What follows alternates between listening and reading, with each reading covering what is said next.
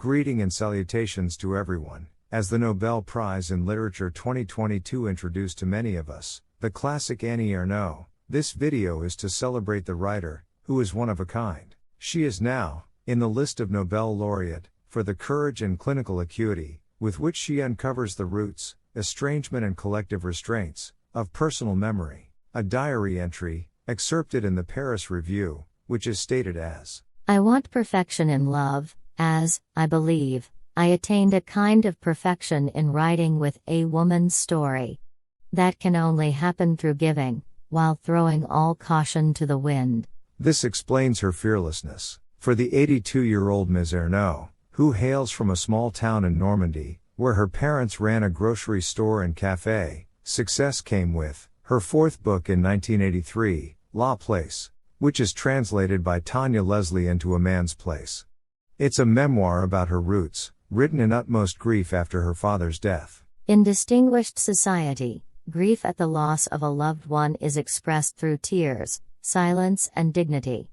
The social conventions observed by my mother, and for that matter the rest of the neighborhood, had nothing to do with dignity. This was the thought of Ms. Ernaux from her father's funeral, since her mother closed the business just to bear the expenses of the funeral. This recollection may prompt readers to ask if Ms. Ernaux had moved on from her humble beginnings, or did she take recourse in writing, for having strayed from, and thus betrayed, her social class. In a series of autobiographical works, on her mother, Une femme, that is, a woman's story, more on her past, La honte, that is, shame, an illegal abortion, l'événement, that is, happening, an affair, that is, passion simple passion, and so forth. Ms. Ernaux sifts through memory, reconstructing the past in many ways.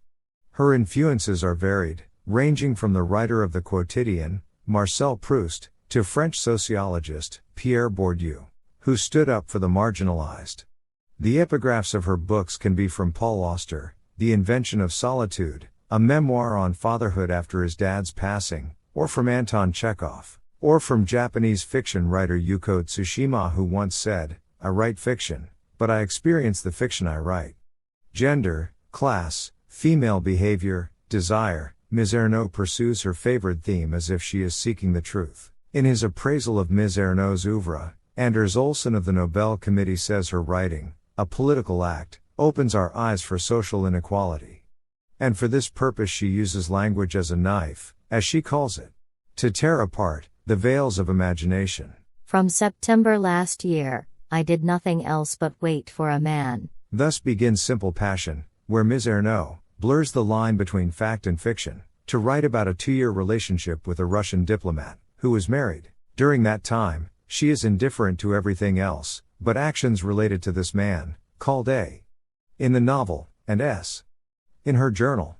She would read newspaper articles about his country, write letters to him, choose clothes and makeup, change the sheets, arrange flowers, jot down things that might interest him, buy whiskey, imagine their time together, and thus fill in time between two meetings. The liaison, she writes, made her feel pain, sympathy and compassion for other people. When the affair ends, Ms. Ernaux has an overriding urge one day to visit a building where she had an abortion 2 decades back, as if hoping that this past trauma would cancel my present grief. Asked in the Nobel interview which book of hers she would recommend as a starting point, she said, "The years could bring together everyone." Translated by Alison L. Strayer and shortlisted for the 2019 Man Booker International Prize. Ms. Ernaux puts her life from 1941 to 2006 under the scanner in the ambitious book, because all the images will disappear. She uses language to put that world into words. In a universe living an Orwellian nightmare, where the past is being erased, the words of a French memoirist who devotes her art to truth-telling become all too important. So that was the video. For more video like this, subscribe to the channel and don't forget to like and share. Thanks for watching.